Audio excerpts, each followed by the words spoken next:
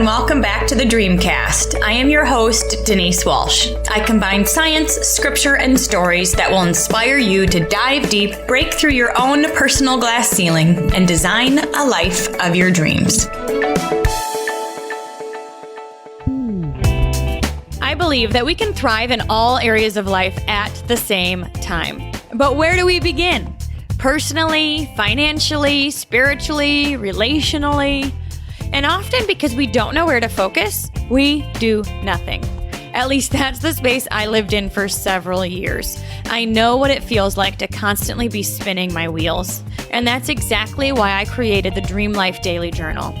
After working through the Dream Life Action Planner, we need to do something every day so we actually take steps in the direction we desire. Throughout the years, I've developed success habits that have helped me to create a Dream 10 life in all areas by focusing on one area at a time. And I teach you exactly what to do each and every day in the Dream Life Daily Journal.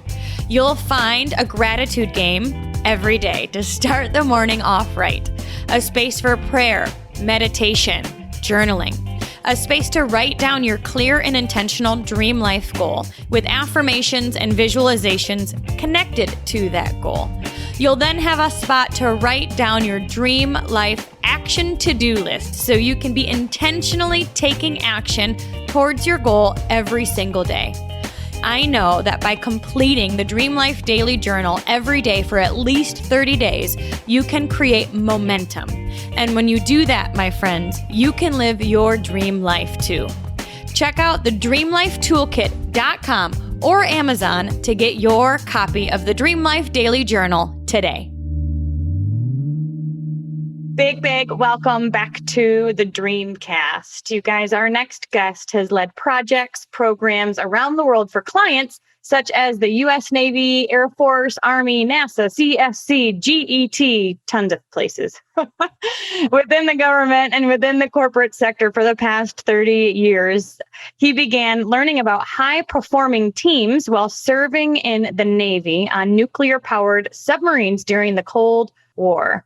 There, he experienced the effectiveness of high-performing teams and some of the leadership principles that help build them. No two teams are the same. Today, he speaks, he coaches, he consults and for individuals and companies on how to affect change using lean-agile thinking. He's a certified executive coach who holds a BSCIS and has done graduate work in software engineering. So he's got a little bit of all of the knowledge. He's been a part of these thriving teams. He then has been able to research what makes these teams work best and then package it together so we all can lead our teams better. So big Dreamcast welcome to Frank Forte. Yay. Thank you. Wild. Thank you, Denise. Great to be here. I'm just grateful to have the opportunity to speak to you and your audience. Well, I love your experience and what you've been able to create since then, because I really do agree. No two teams are the same, meaning there's some reasons why other teams are more effective. They work better together. They are all in their lane. You can see that, they're experiencing quote unquote success or getting the job done well. So tell me a bit about what drew you to talking about this topic. I've experienced good teams and I've experienced bad teams. So I got curious along the way. And what I find is a lot of people have never really experienced a great team. So they don't know good when they see it, right? And so I like to, kind of look to sports from, high performing teams. If you were on a great baseball team or lacrosse team or soccer team growing up, but even more and more people haven't had that experience. So where do we get that idea of what a great team looks like and feels like, right? So it's an emotional thing as well as, we're getting work done, we're aligned, we're compatible, we have fun together, all those things. But at the end of the day, we need to get the job done as well. So I just got really curious, did a lot of research, and Agile came about around 2000 and was solidified around some principles and values, which is kind of a new thing in corporate America, right? Is we normally don't start with values and principles. Over the last 20 years, that we've had a lot of people A lot of corporations put them on the wall, but they don't live them. They don't live out that reality of what's on the wall. So Agile really tries to, teach and encourage, respect and courage and those types of things, which this is new, kind of a new twist on what corporate America has done. In the past, it was all about quarterly results. And a lot of this came about because of the millennials coming into the workforce and millennials wanting something different than other generations had wanted from their work in the past. Yeah, it's really true. Millennials really are. And even I would say, I think I'm Gen X, Gen Z, 1981, whatever that is. But I too was like purpose. I trust the money will be there. I want purpose and passion because we saw so many people hate their lives for 30 years and then retire. And we were like, we don't want that. So tell me before we go into a good team, tell me what you noticed is consistent within a bad team. There's no trust. And I think vulnerability is the evidence of trust.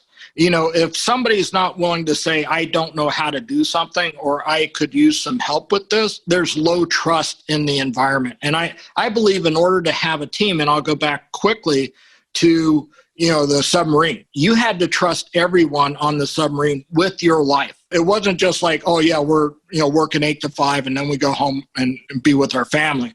We would be out there for months. And if there was someone you didn't trust, they could cost you your life.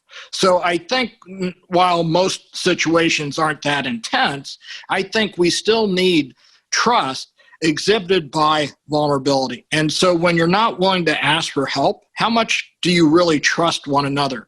Mic drop. I really do think that, often we say community, the fun is the glue when things get hard. But at the end of the day, if you don't have trust within your team where you can have open and honest communication, where they know you have their back and you know that they have yours, then you kind of don't really have a team at all. Exactly. In Agile, we talk about 7 plus or minus 2 as a team. Once there's science out of Stanford that says once you get beyond 9 people, you don't have a team. So you have a group.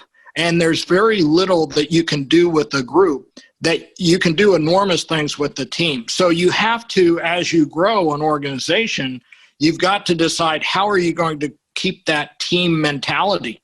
It's easy in a startup.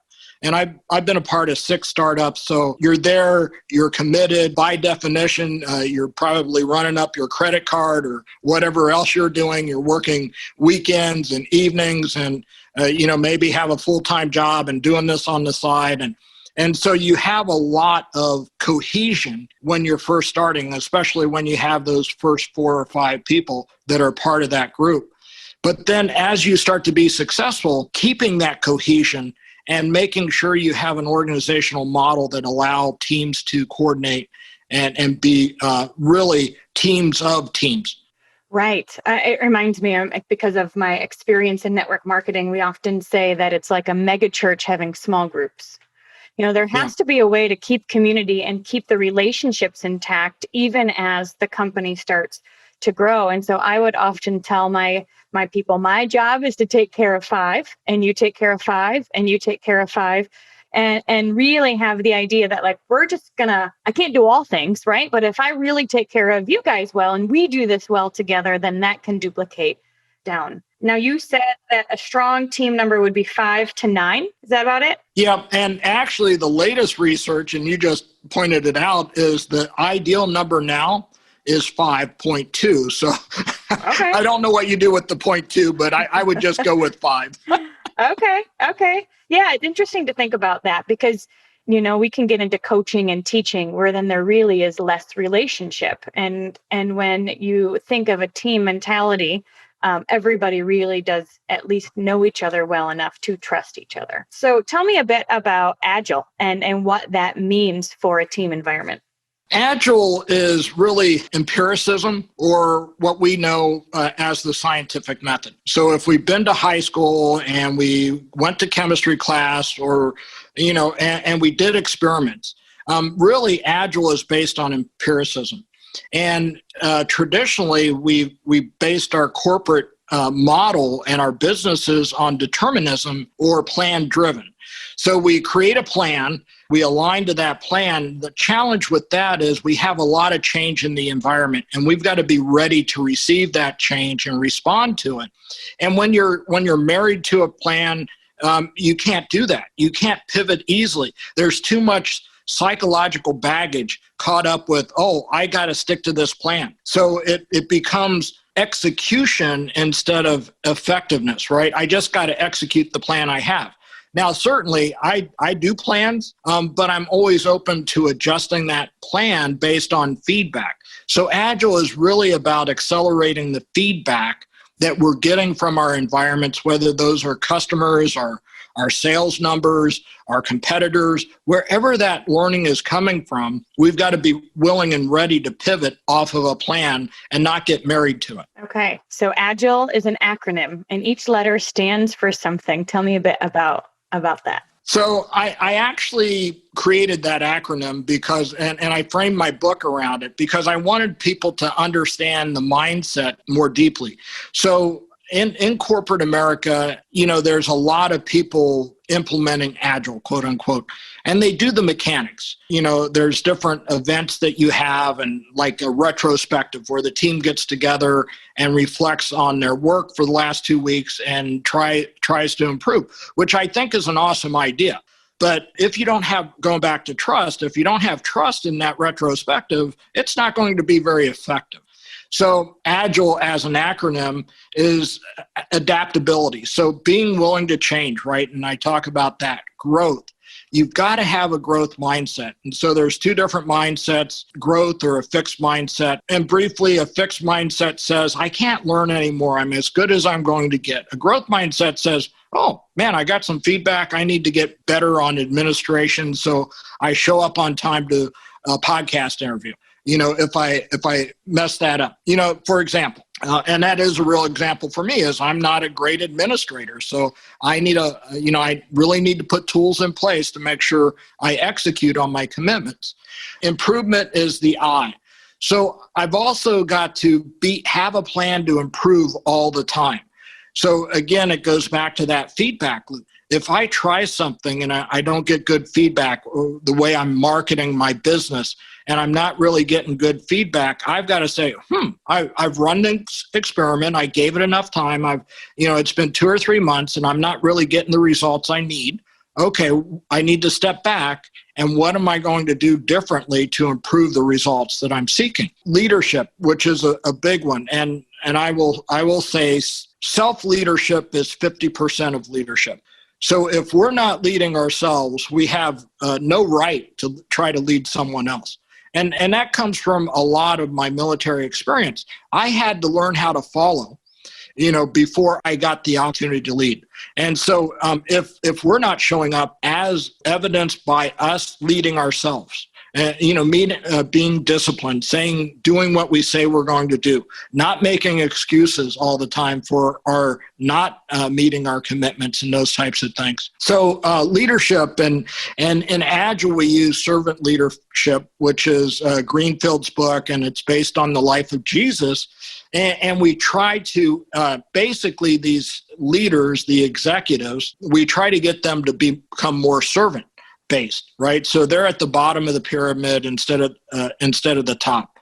And they're really leading and serving those frontline folks that are doing the real work day in and day out. And then experience. So, one of the things I find with people is they tend to compartmentalize their experience. So if they're not at work, they're very agile, right? If there's a traffic jam, they'll try to find a different way to get to school to pick up their kids on time.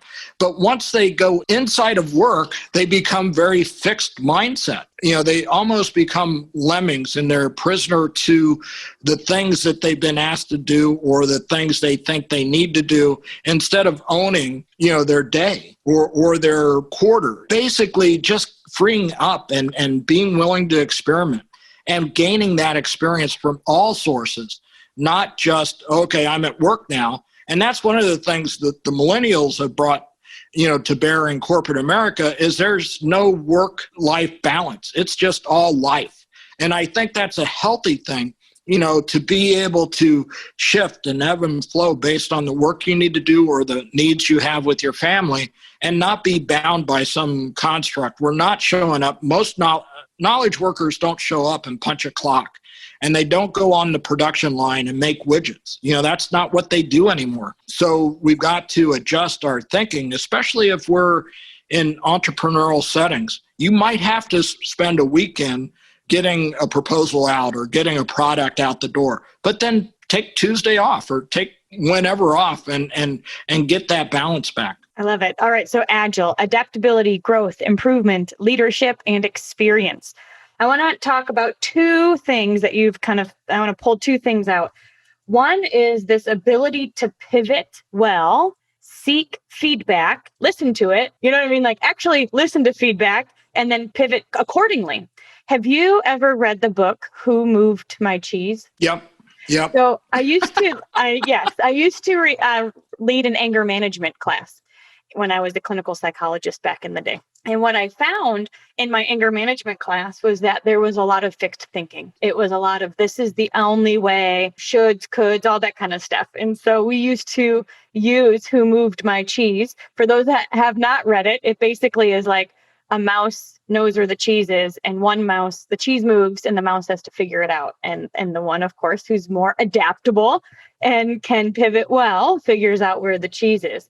And so I think this idea of pivoting, looking for feedback, pivoting, looking for feedback is a huge part of the growth mindset. Do you have anything else that you can add to that conversation? In school, in education, we tend to be taught that there's one right answer, right? And if there's a wrong, so we're always seeking the one right answer. And we spend so much time mentally trying to marry ourselves to that one right answer instead of saying in a highly complex organization, environment, business. I tell people that the universe is expanding at an accelerating rate. And it's a fact. Physicists will tell you that. Unfortunately, we're not getting better at change. A lot of it is our psychology.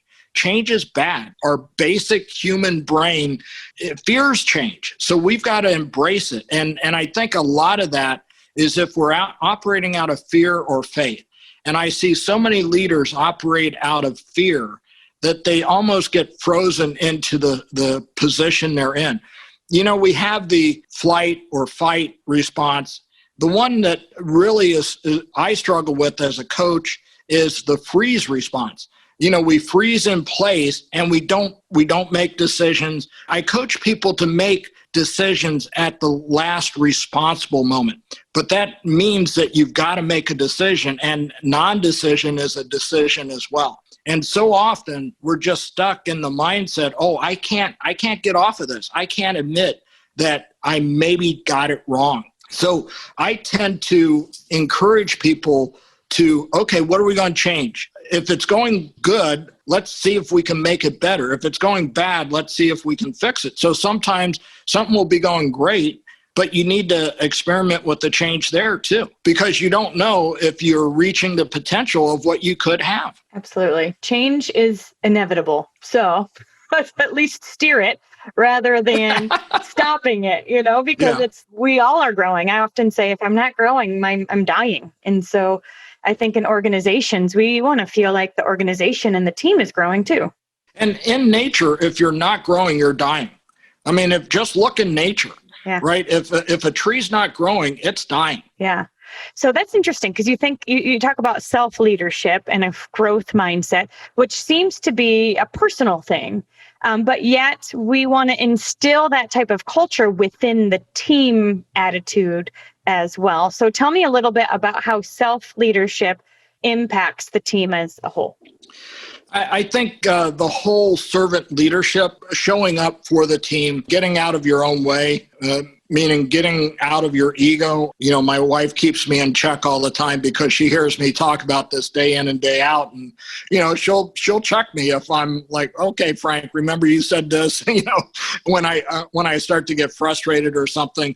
So you need to have confidence as well. I guess that's what I'm saying is you need to, and that's where executive coaching comes in, is a lot of these leaders don't feel safe to be vulnerable. So you've got to have, whether you call it a mastermind group or accountability group, you've got to have people that you can go to and say, hey, I really screwed up, this time. I lost my temper with the team. I got really frustrated, or, I'm really not, I'm so distracted. I know I'm not serving the team well. How do I get back on track? There's a lot of senior leaders I see in imposter syndrome. They get up there and either one of two things. They get full of themselves and, their ego takes over, or they have this doubt about them being able to lead. And it's not objective. It's not objective at all.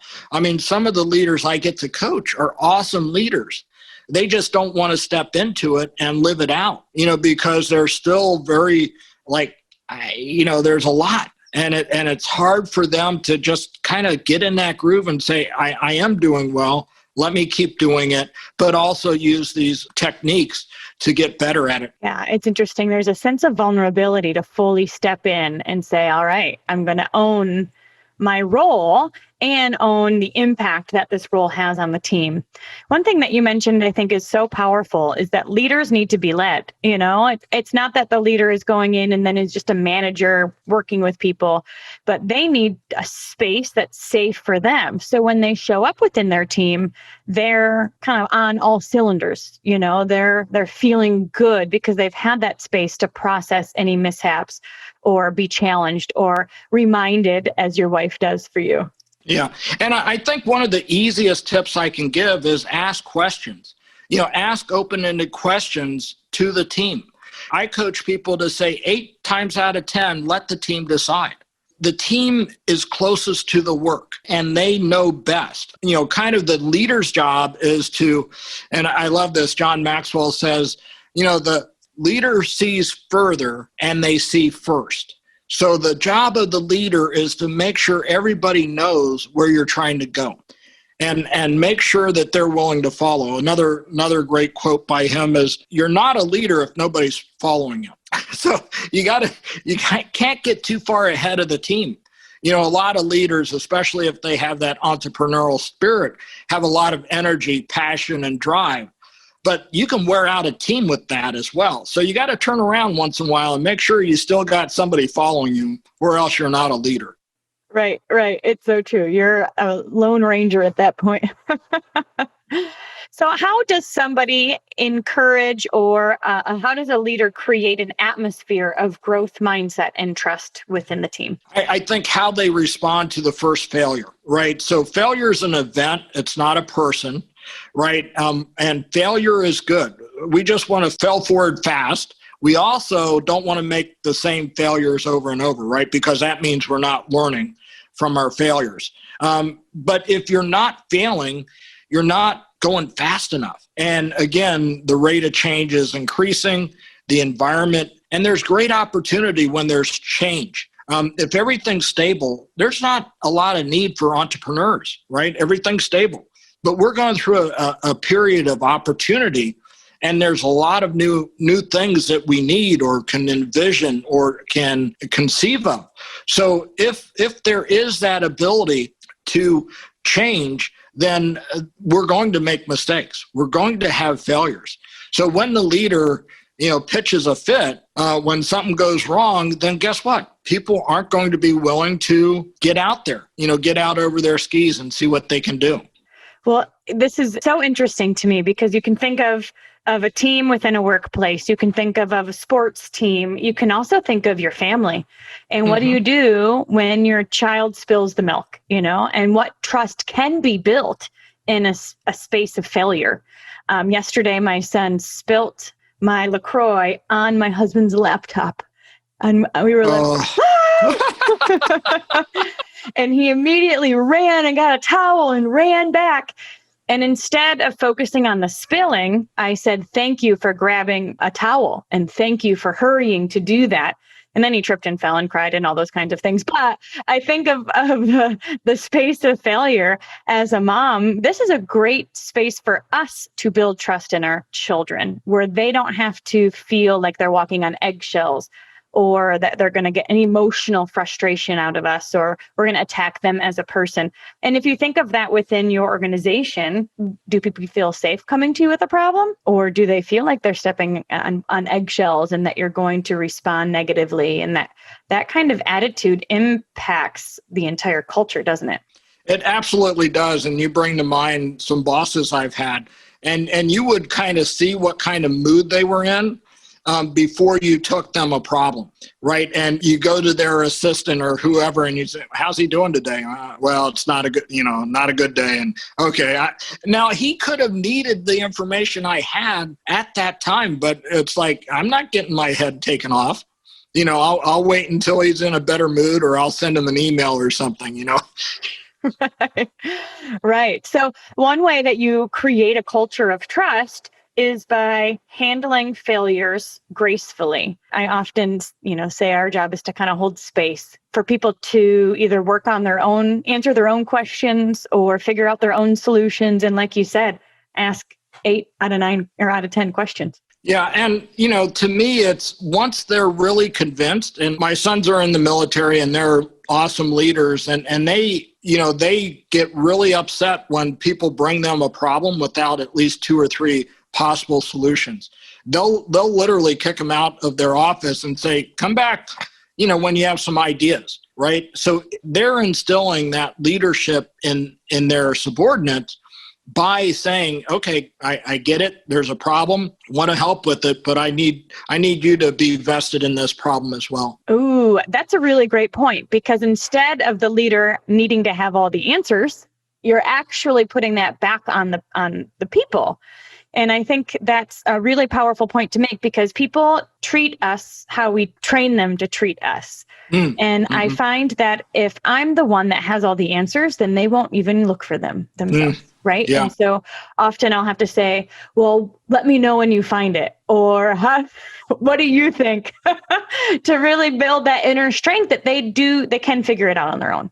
And a lot of leaders get so used to getting that dopamine hit when they give out the answers that it's almost addictive for them. They want to be the answer person, so they don't want to give it up easily.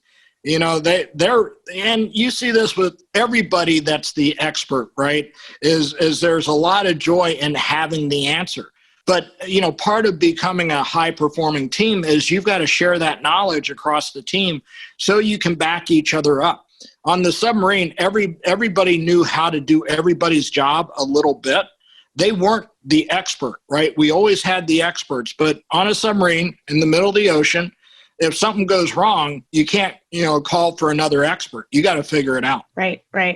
And asking those questions and really allowing your team or the people around you to build their own inner strength is really building their leadership qualities as well.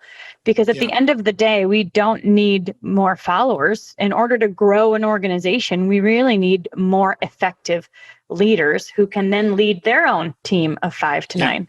And you get to a point in a high performing team where you have emergent leadership, where people are popping up, and leading at different times for different purposes. So in a high performing team, it almost becomes hard to identify who, quote unquote, the leader is, because different people are popping up and taking that leadership role based on their skills or expertise or personality. Ooh, okay. So in a quote unquote bad team, there's lack of trust, lack of vulnerability. You're kind of walking on eggshells. You feel like the leader may respond poorly to a failure or a problem. But in a good team, you're looking at feedback. You can pivot well. You've got a growth mindset. You're working on you so you can bring your best to the team. Tell me a little bit about the vision piece of leadership, because as you said, John Maxwell says the leader sees far and the leader sees first. And that to me is a statement of vision. The leader is kind of not carrying the team, casting the vision to the team, helping them to know where they're going so they can help keep themselves motivated and that kind of thing. What good vision casters have you experienced on a good team? I think it's really the people that tell a story and also bring emotion to it, right? So I love to coach leaders that you got to bring the data, but the data is not enough. you've got to make an emotional connection. I learned this recently, and I don't know if it's true or not, but in a horror film, if you have the sound down, sound turned off, there's not a lot of emotional connection. You can watch the video, but you're not going to get the emotional impact, right? You think about the music in horror films and how that really drives the emotion. I look at that with the data, being, okay, we want to be first in our section and all that stuff. But if there's not a story, and if there's not a story that connects to purpose, like we talked about earlier, is why are we showing up? Why are we here to work? People don't work as hard to get to the place where they're good at knowledge work, whatever that may be, without having a broader purpose in mind. So connecting with that individual purpose, getting to the why of why they're showing up, why they're going to buy into whatever you're trying to do, and spending the time to do that, right? A lot of people say, here's our vision, here's our mission statement, read it, let's get to work, right? But until you get that buy-in, I think leaders, start the race before everybody's on the team. Yeah. And like you said, you really want your team to be the ones to say yes. And so when you're casting vision and you're setting goals and you're saying, here's what's possible, are you in? You're getting them to say, yes, I'm in. And then you're reminding them of why they're in consistently throughout the journey. Yeah, absolutely. I love that. So one last thing, share with us a story of someone you were coaching that maybe was in a fixed mindset and you saw a shift in them, or maybe handled a situation not so good, but then you were able to coach them through it. Do you have a good transformation story you can share? Yeah, one lady comes to mind, and she was, I would say, mostly fixed mindset, had been brought up in project management where you had this plan and then you just executed to the plan and measured variance against the plan, right? So it was all about the plan. And once you had a plan, you didn't deviate from the plan. And so she was getting very frustrated because we weren't keeping to the plan. And I said, well, why aren't we keeping to the plan? And she started telling me all these things that she had learned since the plan was created. And I said, wow, that's great information. And what have you done with that information? Well, not a lot. Okay, well, wonder if we had a plan now that took all that information in. She was kind of like, wow, it'd be totally different. I said, well, so do we want to keep that knowledge and learning out of our process? No. And so she started, wrestling with all the things. She started a list of all the things that had changed since the plan was put in place. And she wasn't making the numbers or the impact that she wanted to make. And so that's what she was focused on, instead of the learning that we had gained through all the things we had tried. And so we are getting feedback. And she had not really embraced that feedback, listened to the feedback. And as soon as the light bulb went off, and it really was around awareness, bringing awareness to her that there was reasons why we weren't meeting the plan. So let's come up with the plan now to kind of get to the results we need to get to. We know that the plan we have isn't going to get us there. We know that, right? Again, that's feedback. And so now she's very much casting visions further out. She's embracing the team, getting the team's feedback earlier. So before she was just sitting in isolation, writing the things that they were going to do the next 2 quarters. Now she's saying, hey, this is my idea, tear it apart, add to it, help me make the idea better. Awesome. I love that. And it really is truly the awareness. Once you know better, you can do better. And sometimes we have to have coaches and connections and that support to help us process through some of that. So tell us about your book, Agile Mindset Demystified, Mindset Over Mechanics. It was released last week. I'm so excited for you. Thank you. Which, that was a learning experience, writing my first book. And I have done a couple academic papers in the past, and those tended to be a lot easier. This was, kind of 2 years in the making. I'm thrilled it's for advanced agilists or people that really want to dive deeper into these ideas, because the mechanics are easy to pick up. right? It's kind of like have a to-do list and, every 2 weeks, look back on the previous 2 weeks and find an improvement step. So I really wanted this to be for people that wanted to dig deeper into, okay, I used to be this fixed mindset, but I really want to be agile. How do I do that in real life? What changes do I have to make? So it's 100 pages. It's, kind of a multi-purpose.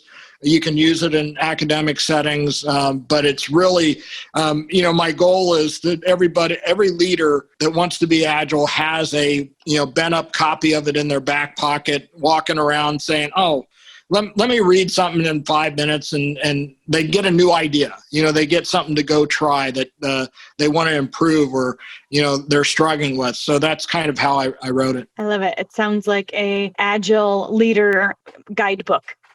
Yeah. Awesome. And where can they go get this? They can go to Amazon. There's a link on my website, forteleadertech.com. Also, they can go there for a free 30-minute coaching conversation, schedule on my calendar, and love to have that conversation and see how I can help. Did you say Forte Leader Tech or Forte Leadership? forteleadertech.com. Okay, got it. Okay, cool. Just wanted to be sure. forteleadertech.com, you guys. You can schedule a 30-minute coaching conversation to see if Frank has some resources that would benefit you if you're a good fit and you're looking to level up in your leadership. This is certainly an option. Go to Amazon, check out the Agile Mindset book. And I think, as like you mentioned, it's a guidebook for all of us to really grow and self-leadership ourselves so we can be the best version when we step into our teams. So thank you so much, Frank, for sharing your wisdom and your experience today. I know I'm definitely going to check it out. I'm always looking for ways to learn and grow myself. And I love that it's a fairly quick read that I can pull something through every time I open up the pages. Thank you, Denise, for the time and the invitation. Absolutely. Have an awesome day, you guys. Thanks so much for hanging out with us today. I want to hear your aha moment from today's amazing episode. If you could leave a review at whatever podcast player you choose to listen from, Apple Podcast, Castbox, Spotify, YouTube, wherever you're listening from, leave a review and share with us your favorite part of today's episode. Thanks for hanging out, and remember to dream big.